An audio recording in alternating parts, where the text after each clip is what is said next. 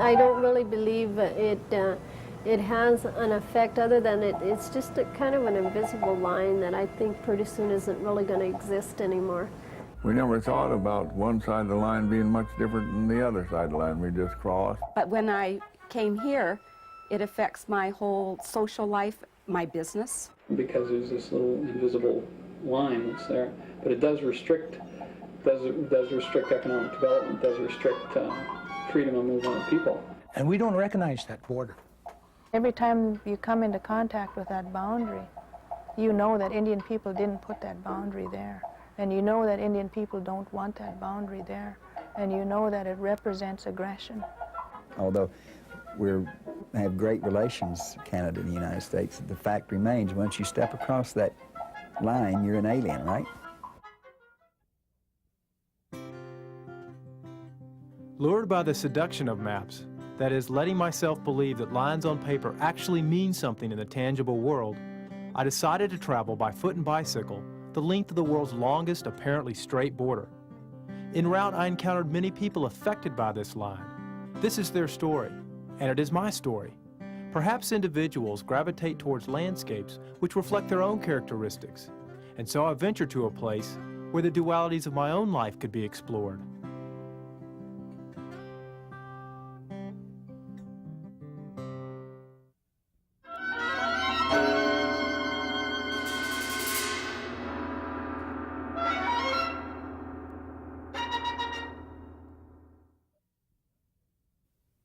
The United States and Canada are nations constructed with straight lines. These lines also dictate the shape of the countries overall, with the 49th parallel being the most noticeable. For 1,270 miles, the U.S.-Canadian border follows this parallel from the Lake of the Woods to the waters of the Pacific, forming the northern borders of Minnesota, North Dakota, Montana, Idaho, and Washington, and the southern borders of Manitoba, Saskatchewan, Alberta, and British Columbia. A 20-foot wide clearing, or vista, marks the border. Maintained by both governments, the vista's purpose is to ensure accuracy during boundary surveys and simply to define the line. Over 1,000 5-foot monuments also serve to mark the line. The average distance between monuments ranges from 1 to 3 miles.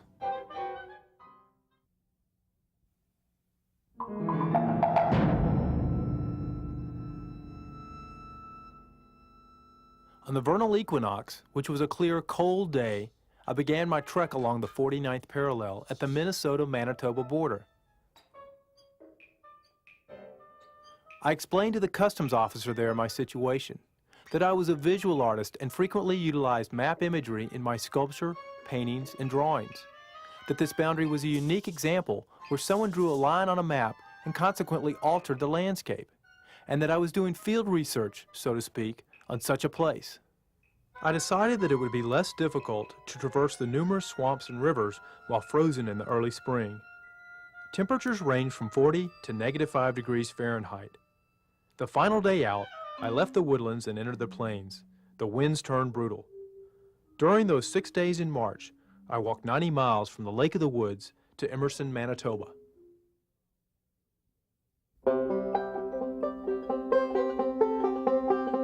Three months later, on the summer solstice, I returned to Emerson to resume travel on the border. A few miles downstream on the Red River, I came across the remains of Fort Dufferin. The fort served as the headquarters for the Boundary Commission in the 1870s. The present border evolved from a series of treaties dating back to the early 18th century. The Treaty of Utrecht in 1713 made the first reference to the 49th parallel as a means of delineating British and French interests, north and south respectively. In negotiating the northern limits of the Louisiana Purchase from France in 1803, the United States cited this treaty's claim. The Convention of 1818, signed in London, set the 49th parallel as the fixed border between the two powers, from the Lake of the Woods to the Stony Mountains, known today as the Rockies.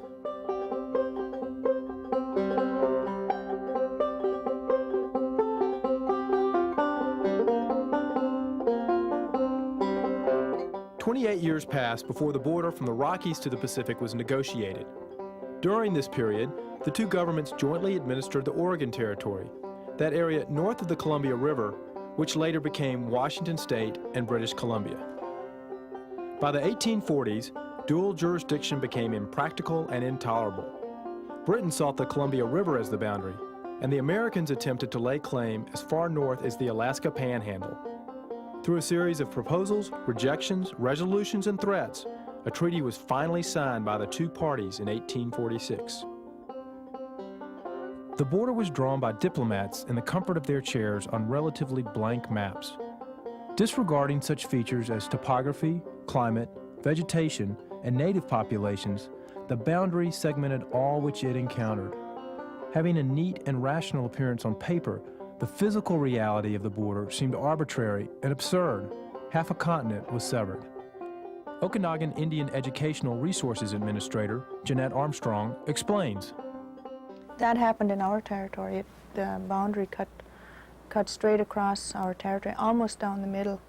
There's never been any kind of negotiations or treaties made with our people in terms of where those boundaries should be or not. They just imposed those boundaries.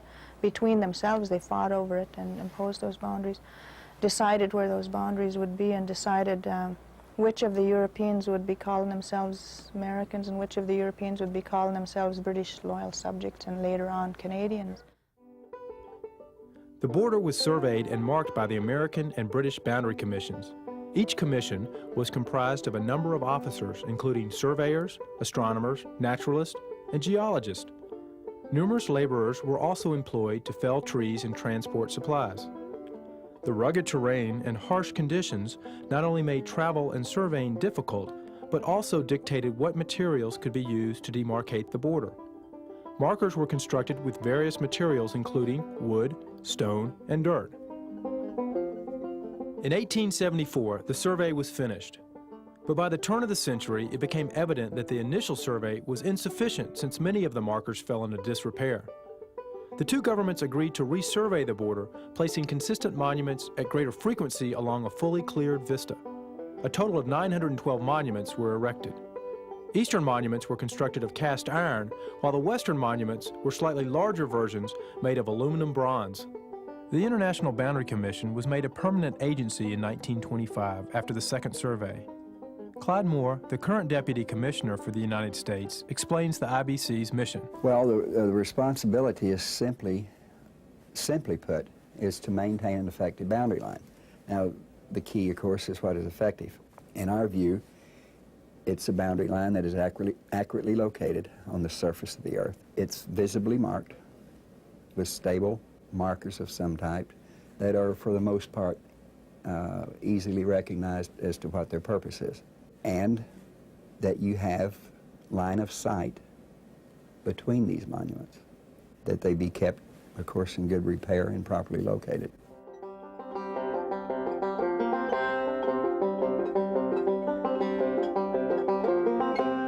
My friend Scott joined me for the first week of cycling starting in Emerson. For the first couple of days, we stayed directly on the border, but bad weather forced us to take adjacent roads. At times, we encountered mud so thick and sticky that we had to literally drag our bikes. During the numerous showers that fell, we took refuge in abandoned buildings, barns, and even tractors in the field. While in North Dakota, I was graciously included in the 3rd annual International Peace Garden Hot Air Balloon Rally. Named after the 2,300-acre park located on the border, the garden commemorates the long-standing peace between the two nations. The winds weren't favorable to fly along the border, but the view just south of it was fantastic nonetheless. Upon completion of my first flight, I was initiated, along with other neophytes, in what I soon learned was a standard post-flight induction celebration.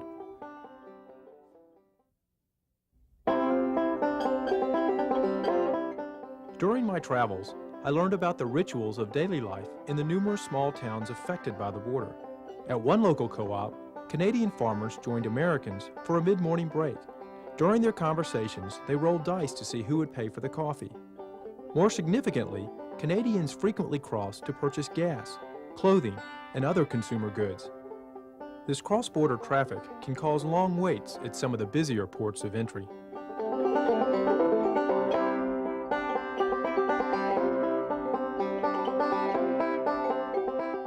I hit my share of stormy weather as I cycled across the plains and into the mountains. There, I traveled sections of the border by foot. Although visually striking, the vista clearing is painfully deceptive. Often it is choked by saplings, thick deadfall, or murky waters. Just went through a swamp down there. Well, ended up being pretty much of a mess. Took my clothes off. Well, took my pants off and left my shirt on. I didn't think it would be that deep. And first time I tried to cross it, I hit a big drop-off point. And so I went back, took my pack off, and packed everything a little bit better. And then put it on top of my head and came on over. Water came up to about right here. I was just on the tips of my toes, wondering what the heck I was doing.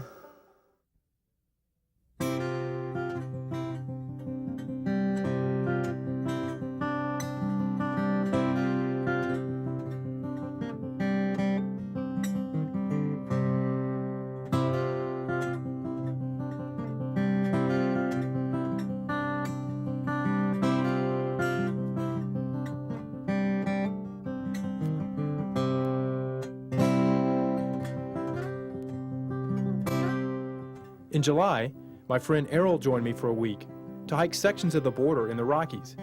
At one point, we came across a series of cairns, or stone markers. Similar to the ones built during the original boundary survey, these cairns mark the Alberta-British Columbia border. As we passed through Flathead, BC, we met Arlene Hewison, the sole resident and the proprietor of Joe's Bar. She explained her frustration with the border. I'm about 500 yards from the border, and the hours of the border are 9 in the morning to 5, which aren't too convenient. When I run a business, that means it's not very often I can cross in those hours.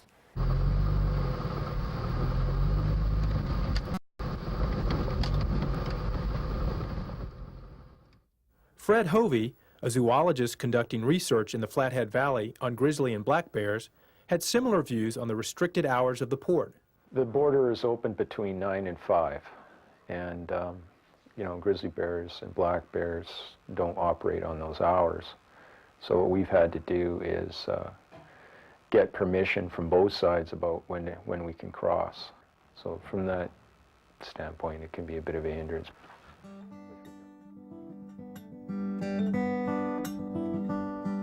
There is a continuous seam formed by the vista clearing when seen from a distance. While looking down from a hill across a valley near Midway, BC, I noticed there was no such gap. Here there was an undivided field of corn, as well as a pasture with cattle feeding on both sides. Finding this unusual, I stopped by the farmhouse on the Canadian side where Rose Bolts and her husband reside. She explained how they bought adjacent farmland for their cattle to graze on the American side.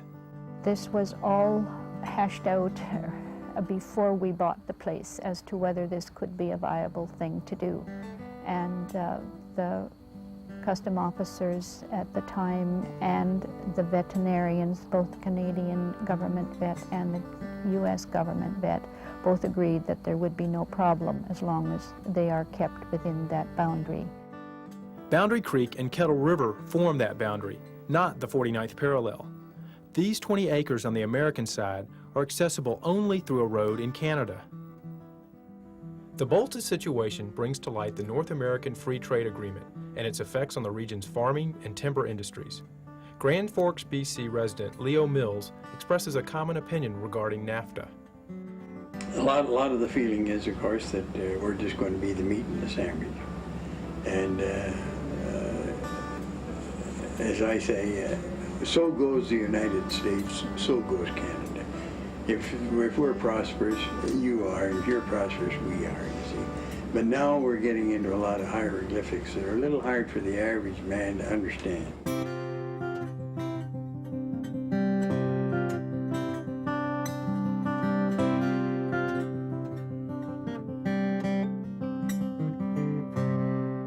Not only is the transportation of materials an issue, but the free movement of people as well. Apple orchards dominate the landscape in the fertile valleys of eastern Washington. Here, there is a sizable, relatively invisible Hispanic population employed legally and illegally to harvest and prune the trees. I met Rosalinda Rentero Rosales at the restaurant she and her husband own and manage. She spoke about the interest many Mexicans in the area have expressed about Canada. I think it's just the unknown. You know, it's the unknown. They just assume they hear this kind of like a wonderland sort of thing, you know. They say, oh, Canada, it's green, it's, you know, it's beautiful, the people are nice, and they tend to have this real fascination with it. And I tell them it's the same thing. They say, oh, no, it's not. It sounds like it's the El Norte of the 90s, I guess, in a way. In a sense, it is, because people do not stay in California anymore. They're all Washington and not so much Oregon, but Washington, Montana are El Norte. When you say El Norte now, nobody thinks of going to California or going to Texas or wherever, because they have become so aware of that this is almost the last frontier. And I think that's what the Mexicans are waiting for. They're waiting for that door to open.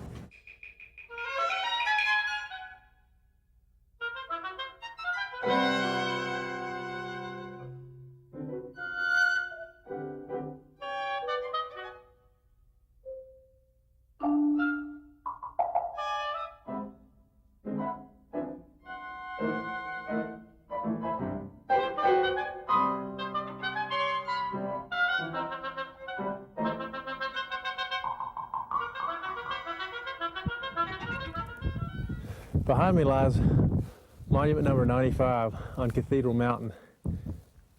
Kind of got a unexpected snowstorm last night.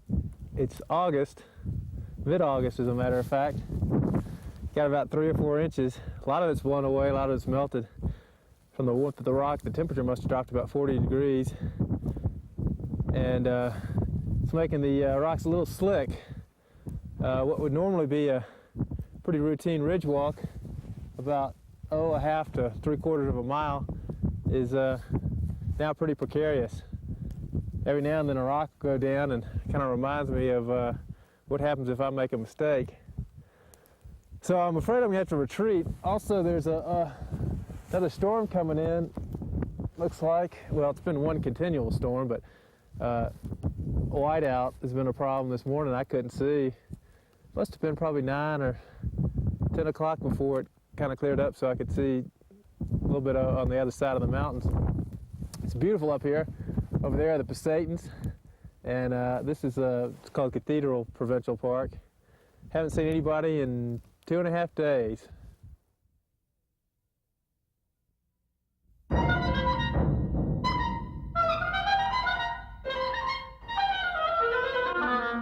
By far, the most compelling aspect of the border is its ability to separate, to divide nations. The 49th parallel effectively partitions the Okanagan Nation into British Columbia and Washington.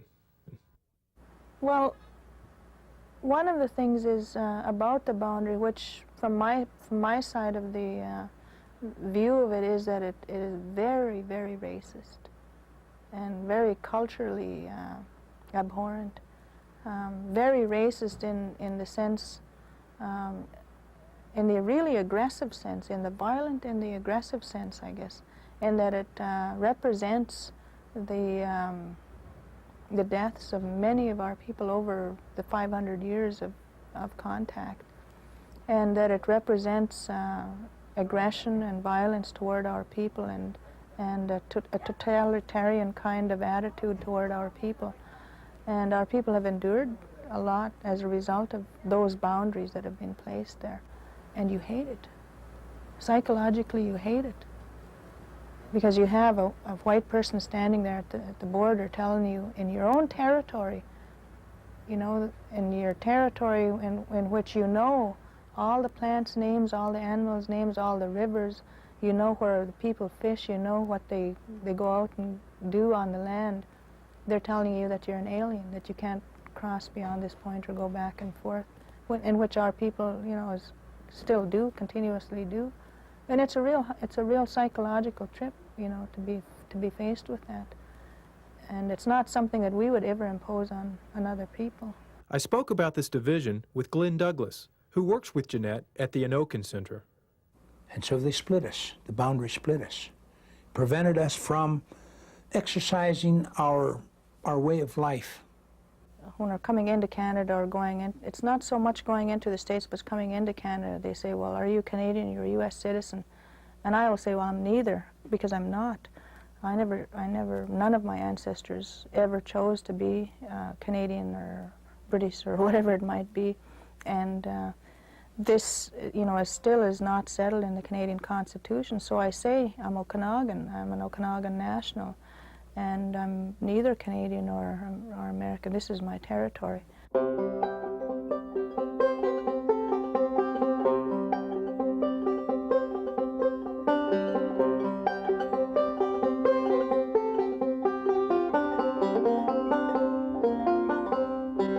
Perhaps the future of the boundary lies in its past, back at the turn of the century, before it was resurveyed and clear-cut, back when it held less significance. In the town of Molson, Washington, former resident and town historian Harry Sherling remembers this time. We used to cross the line and never even report. We just crossed, and the homesteaders, they traded back and forth, and until, well, we never was hardly any trouble about the line. When the railroad come, then they put in a customs at Molson.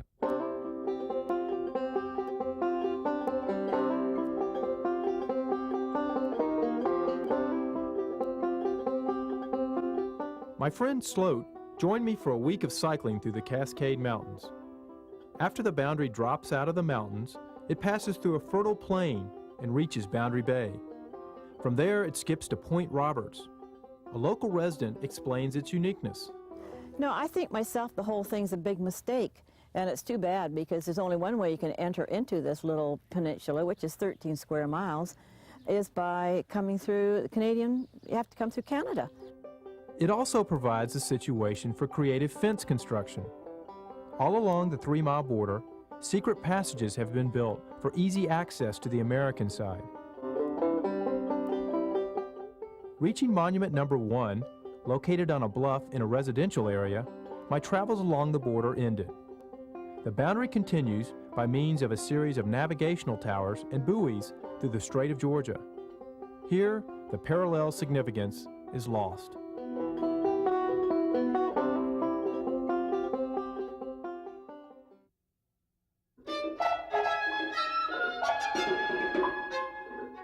The 49th parallel is a severe and engrossing line, relentlessly dividing pasture from field, street from road, and woodland from wilderness.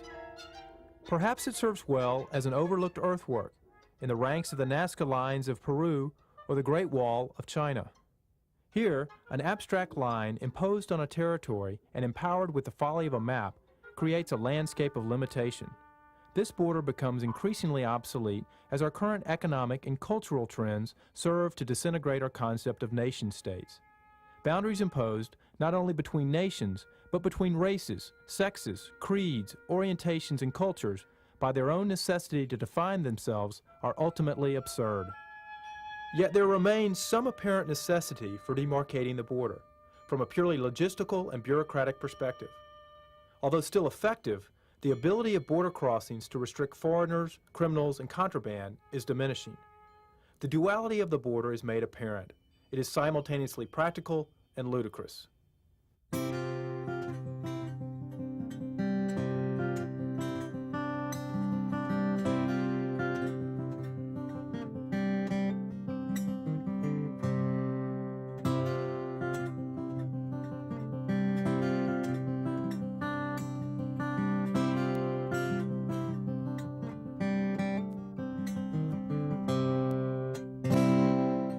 In total, I traveled 1,800 miles by bike and 250 by foot. My trek along the border served as a means of exploring the dualities and conflicts of my own internal terrain. Intuitively, I was drawn to this highly symbolic landscape, a place which has been constrained, altered, and defined by an arbitrary line.